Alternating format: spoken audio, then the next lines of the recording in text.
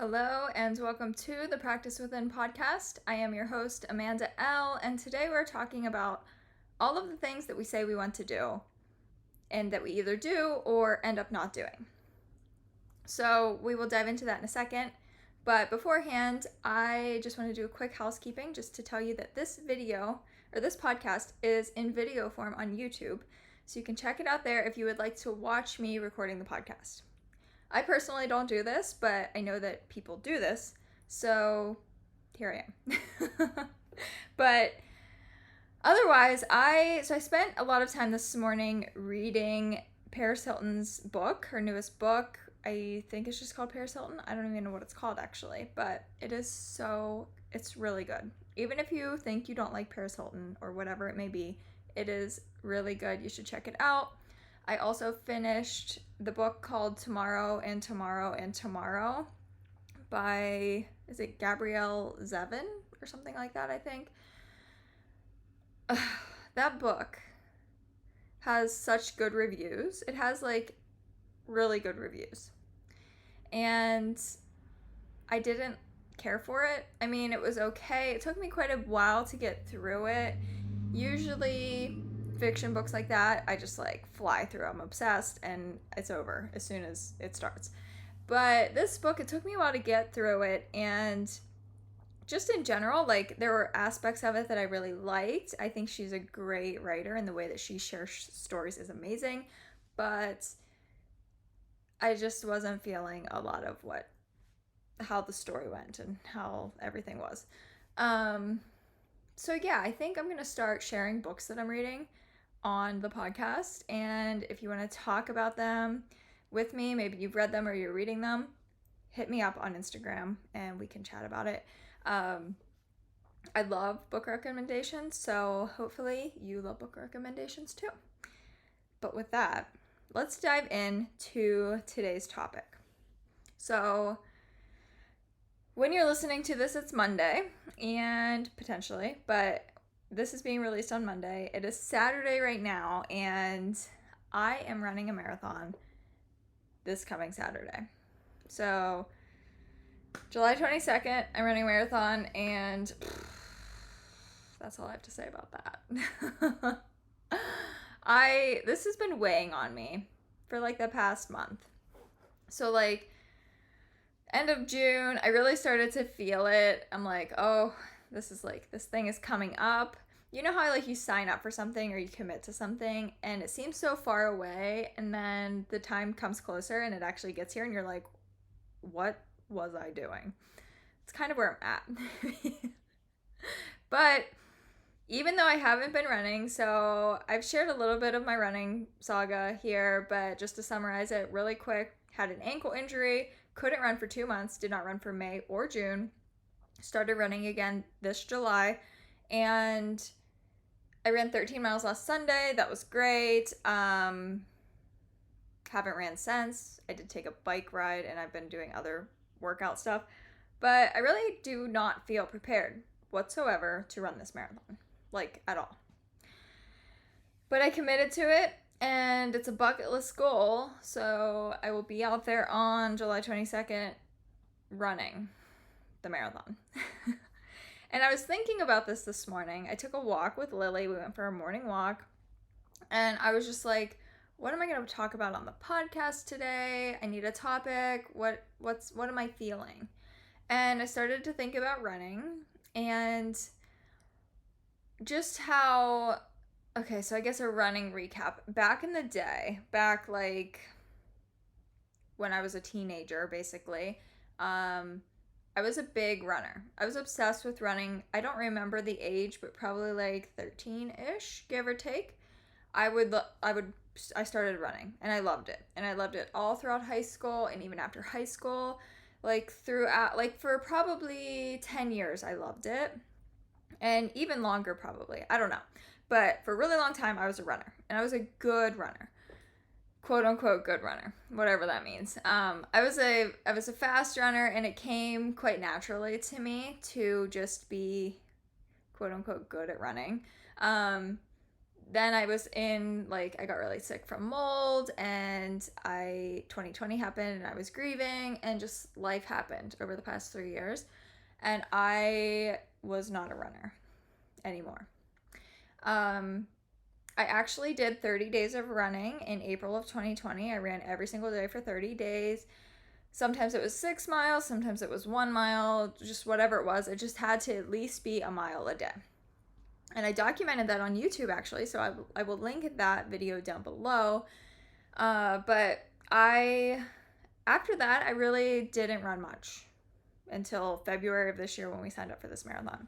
So when I was younger, when I was into running, I was like, I want to run a marathon. I'm going to run a marathon someday. But it's like it seems like such a monumental, like, goal that I just never committed to it. I never made it happen. And so Mitch this year is like, he wants to run a marathon. And I'm like, well, if he's running a marathon, then I can't not run a marathon, because, like, I was a runner. I am a runner. Am I a runner? I don't even know, but I think I'm a runner. And I want to run a marathon. That has been a goal. That was a goal for so long. So clearly it's still a goal of mine, right? And so I was thinking about this on my walk this morning. Like, is this actually a goal of mine still? Do I still want to do this? And I don't really know the answer, but I think that since I don't know the answer is probably no. And, like, a week out, like, it's a great time to realize this, instead of, like, when we sign up and commit to the training and everything. But it is what it is. I'm exactly where I'm supposed to be, clearly, but I don't think it's a goal anymore. Like, I don't really have any attachment to running this or not. And I'm still running it. I'm going to do the thing, absolutely, 100%, unless, like, I get hit by a bus or something. Like, I am going to run this thing. And I'm sure it's going to be great, too. I'm sure it's going to, like, I'm going to run it, I'm going to finish, it's going to be horrible and then amazing. I'm going to be, like, so excited that I did it. But I don't think it's a bucket list goal of mine anymore. I think it's a bucket list goal of my past self. And that's really interesting to sit with, because I think all of us have bucket list goals of our past selves. And it's like, oh, like, I always wanted to run the marathon. I always wanted to climb Mount Everest. I always wanted to, I don't know, go to Disney World. I don't know what, like, whatever.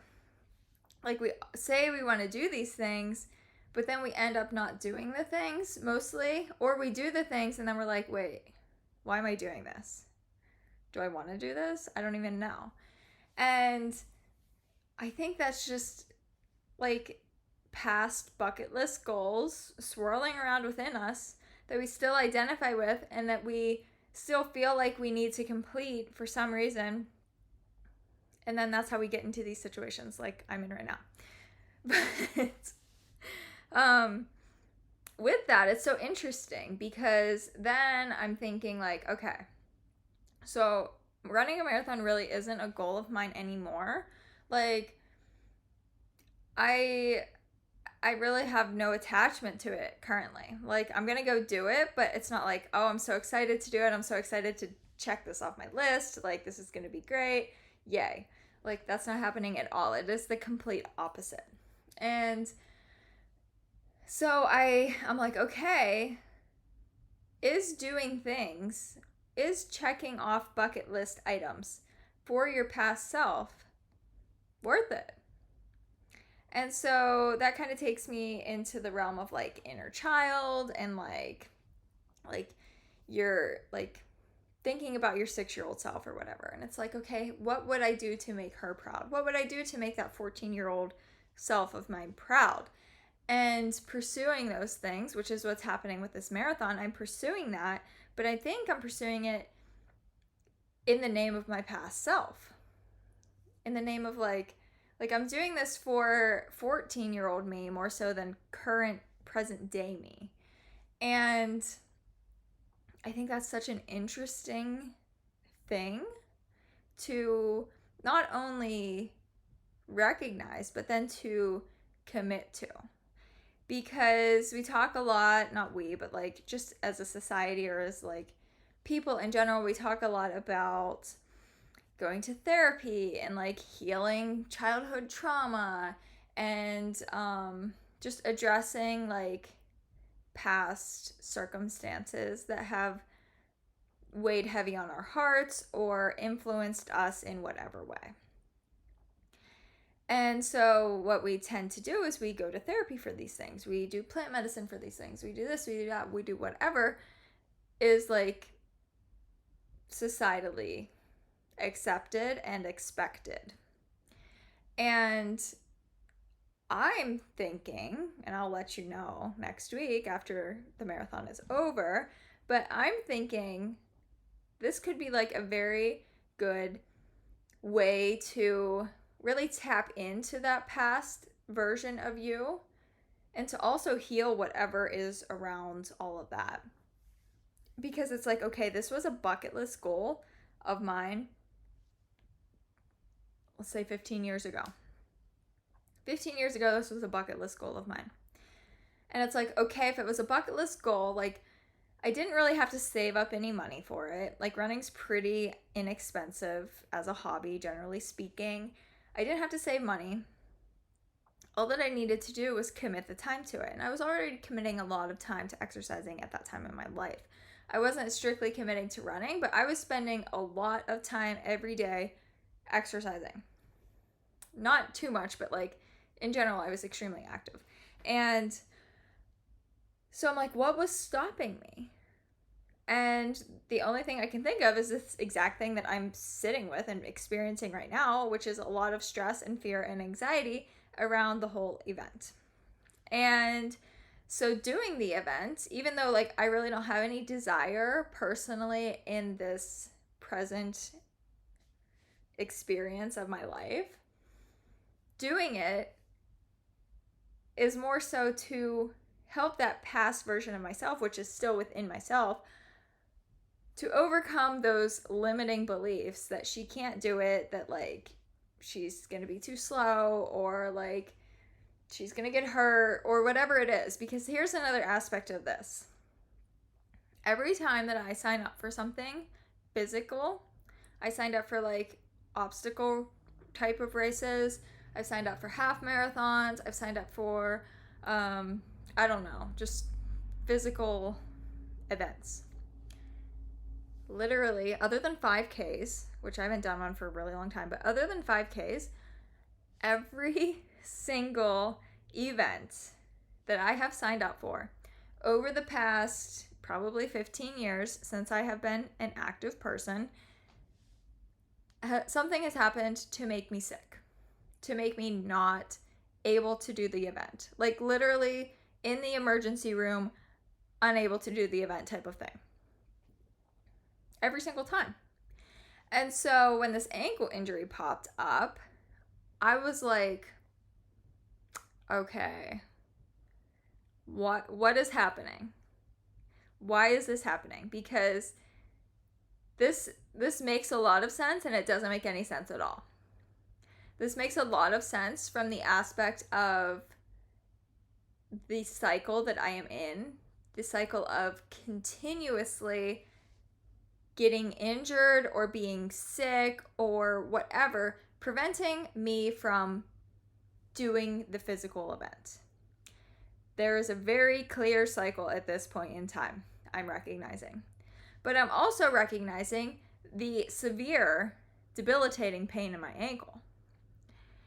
And I'm like, okay, am I running wrong? Is it my shoes? Is it this? Maybe I shouldn't run on the road all the time. I'm like going into all of these spaces. And then I'm like, wait, let me connect all of these dots and let me see that I think a lot of it, and it's not to say that there are not physical injuries that occur from just like bad body mechanics or like twisting your ankle or whatever it may be. There are definitely circumstances that are out of our control that occur and injure us or make us sick.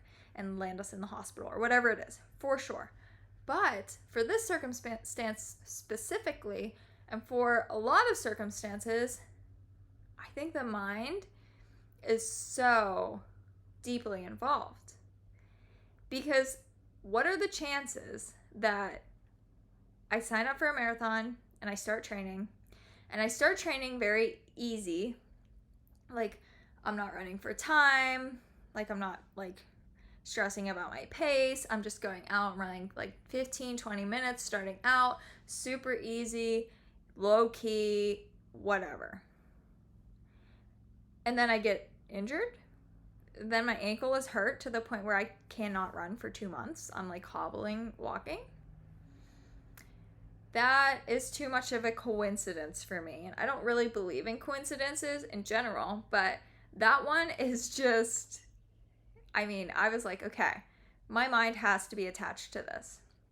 And so for the 2 months that I was not running, I'm diving into that.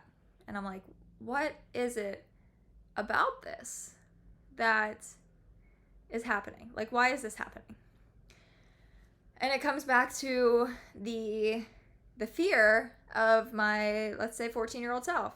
It comes back to her fear that she cannot run this marathon, that she has this big goal in mind, and maybe 14 too young to run a marathon. I don't know. Let's say like in 4 years I want to run it. So let's say I'm 18 or whatever. I don't even know. But my teenage self wants to run this marathon, but she's afraid. This would be like the first event ever that she would be doing like this. She was not necessarily active as a kid. And like, she's very shy. She doesn't want a lot of attention or any attention on her at all. And the marathon is pretty much all of those things combined. You're pushing your physical body, which my childhood self was not doing. And a marathon's a pretty big deal. So everybody's like that you're sharing, and everybody at the event is going to know that you're doing the thing. And when that happens, obviously there is always an opportunity to fail. And that could happen on Saturday. Absolutely. It's totally possible. But what I'm doing in the time leading up to this is I am recognizing these patterns. I am recognizing what's going on and why it's happening. So understanding what is happening and why it's happening in these circumstances sets you up for success. And like I said, maybe I show up and like something happens and I can't do the thing. Totally possible. It's totally possible for any of the people there. Even the people who are running like a 3-hour marathon. Like, it's totally possible for any of us. But to reduce the chances of those possibilities in circumstances where these cycles are just repeating themselves and holding us back, even if you're not running a marathon and you're doing something completely different, even in these circumstances, recognizing what's happening and why it's happening can help you in the moment and leading up to the moment to recognize what you need to do and what you can do to set yourself up for success. And so what does that look like? I think visualization is extremely powerful, and I have been doing that a lot. So I'm visualizing like running the marathon, and it's like, okay, I'm going through like the first half I'm really not concerned about because I've done that before. I did that on Sunday, and I've done that in the past as well. So I'm not concerned about the half. It's everything that comes after those first 13.1 miles that is scary, because it's scary. And so what I think is like, okay, what does 14 miles look like? What does 15 miles look like? 16, 17, 18, 19, 20, 21, 2, 3, 4, 5, 26, and point 2. What do those miles look like? And I create these scenarios, these positive scenarios in my head of what that looks like. And I'm like looking at my watch and I'm like checking my pace, and my pace is exactly where I want it to be. Maybe it's even a little faster. And like I'm envisioning like, okay, I get to mile 20 and there's only 6 more to go, 6 more miles. That's nothing. That's easy breezy. I'm going to pick up my pace a little more. I feel not great, but like I feel good enough to be able to do that. And then I envision like, okay, I have 3 more miles, picking up the pace a little more.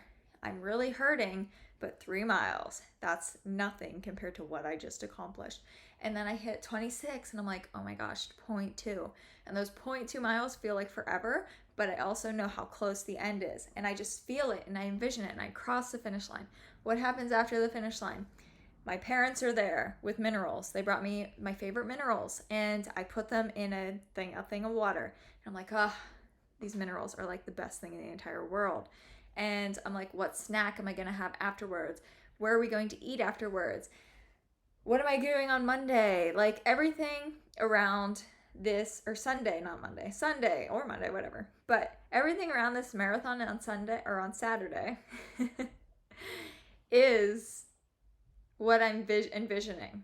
And I have a whole week to continue to solidify that in my mind, because we know how powerful visualization is. I think it's so underrated, but also at the same time, we know how powerful it is. And I'm really going to use that as much as I can. I'm going to embody that before it happens, so that when I am in the race, it's just like, it just clicks. It's just like, oh yeah, okay, here I am, 13 miles, 14 miles. And like, I just default into that mode that I have been visualizing for the past, what will be about 2 weeks at that point in time. I just default into that and I just go. And I set myself up in that way with the visualization, because once you start to, like, it's memorization basically. It's like 2 + 2 = 4. Like, we all know that because we memorized it. We memorized it when we were young, and we just keep repeating it every time we have to answer what's 2 + 2. What's 4 + 4? What's this and that? Like, we know these things because we memorize them, and we memorize them a lot through visualizing them or through seeing them on a piece of paper or wherever it was. And that's what I'm doing in my mind. I am basically taking the paper of my brain and I am writing 2 + 2 = 4 over and over and over and over and over and over again in regards to the marathon, so that when I get to the test, the marathon, and the test says 2 + 2 = blank, I'm like, 4. 14 miles equals what? This. 20 miles equals what? That. And it brings a sense of confidence within you, because if you feel prepared. And that's not to say that like that's exactly what is going to happen. Obviously, that is the best case ideal scenario, and it is absolutely possible. I believe that 100%. But like I said, anything can happen. And anything can happen at any point in time. Anytime. But we always have expectations and visualizations of what things will be like. And it's like, okay, I'm going to work. Let's say I'm going to work. And I like get in my car and I'm like driving to work. Here we go. And like, there's never any traffic because I live in a small town and like it's just an easy breezy drive. But today there's like a line of traffic. And it's like, I was not expecting this. I did not visualize this to happen. But it happened, and here I am. And in those opportunities, that's what they are, opportunities. In those circumstances, there is opportunity. And in those opportunities, you get to choose what you do with it. So instead of being like, oh, this is really annoying, this is super like stupid, like, ugh, why is this happening? What a waste of time. I can't believe it. Instead of that, it's just like, okay, I'm going to default to my visualization. I'm going to default to this is exactly where I'm supposed to be and exactly what is supposed to happen, because maybe up ahead there is a big wreck and like, thank God I wasn't in it. I wasn't in it because like whatever, and like you're visualizing. Or maybe it's like, okay, like I'm supposed to be sitting here because whatever, anything. You can just make it up. Visualize whatever comes to you, because that's exactly what is supposed to come to you. And having that practice of visualization provides you with the opportunity, when things don't go as you have visualized them to go, to create something new. So maybe I get to mile 18 and I'm like, oh, on mile 18, there's going to be a water, an aid station, and there's going to be water, and like, it's going to be so delicious and cold. And mile 18 comes and there's no aid station, or there's no water at this aid station, they're out of it or whatever. And it's like, okay, so that was not how I visualized it. That's totally fine. Let it go. Moving on. What's at now mile 19? What am I creating there? Or what have I already created there? What can I bring into that space, even though what I thought would be there was not there? I have the power and the opportunity to bring something new, something better, something greater. And you just continue with that throughout the experience. Throughout everything in life, you can use it. And see how it changes. Because for me, I'm running the marathon either way. So I'm like, well, I might as well go into it visually prepared and confident and ready to do it, compared to just like, all right, like I'm running this thing and like I don't feel prepared physically because I haven't been able to train right, and I'm just gonna see what happens, whatever, yikes, I'm really scared. Those are two different energies. And you can do either one. You have the opportunity, you have the responsibility to choose which one you want. But I know for me, since I committed to doing the thing, I'm doing the thing. And since I'm doing the thing, I'm going to do the thing the visualization way, the way that makes me feel confident in what I'm doing. And crossing that finish line, even though it's not really for my present self, it also, when it comes down to it, is, because my present self feeling that satisfaction of fulfilling this bucket list desire of my past self is going to give me so much too. And it also has like really had me thinking and exploring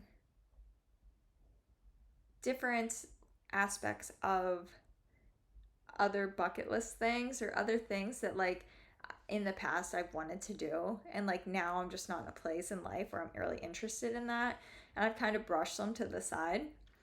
And I'm like kind of exploring that. I don't really know what that looks like yet, and I don't even know really what some of those ideas are, but I'm definitely exploring that and just seeing what comes up with it, because it's just so interesting to me after having this past experience over the past month. It's like, okay, it's all about how we view things and we frame things, and choosing to see what's possible, and choosing to create and make an experience possible, and using your mind in such different ways than typical. Because typically, like, it's so easy to get into routines and into ruts of like, okay, like on Monday I do this, and on Tuesday I do this, and Wednesday, Thursday, Friday, and Saturday and Sunday I do this. And getting into those routines, it's like so great, because I think there is so much power and growth in routines, but at the same time it is very stifling and suffocating to those big goals that we have, because to achieve those big goals we have to step outside of those routines. And that's definitely what Mitch and I have been doing over the past 6 months, probably 5 months, 4 months, I don't know, with training with this marathon. it's like, okay, we have to create the time and the space to run. And in my case, with my ankle, to bike. We had to create that time. We had to do things differently. We ultimately created a new routine, a short-term routine that will bring us closer and eventually to and past the bucket list goal. And so just thinking about, like, I don't really care to do the marathon, but my past self cares to do the marathon. And like, there are things that my current self cares to do that I want to explore too, but also like, what about what my past self has wanted that I haven't explored either? And I think that will just depend on how Saturday goes and like my experience with it after I go through it, and not just seeing it from this side of things. But in general, I think it's such a fun thing to explore and to view the potential of, because it's so different than just like our standard routines or our standard modalities of healing and therapy and things like that, which there's a time and place for it all. I'm not saying that there's not, but generally speaking, I like to do things differently. That's like my thing. It's like, let's do things differently. Because yes, these things over here in the more traditional sense definitely work to an extent. But these things over here in the let's do things differently category, I think that's where a lot of the magic happens. And I think you need the things on the other side, the traditional sense, to kind of set you up to head over to the let's do things differently corner of things. But I think that's where it's at. I think that's where not all, but most of the crazy, intricate growth happens. It's like a rocket ship compared to like a pedal bike. It's like over here in the traditional sense, I'm like biking on my pedal bike and like, yeah, I'm going places and I'm growing and it's beautiful and it's amazing and it's necessary and great. But you're only going to bike so long before it's like, all right, like I need to go bike somewhere else, or like I need to like start doing something else. And then you get in the rocket ship and you're like, whew, there you go.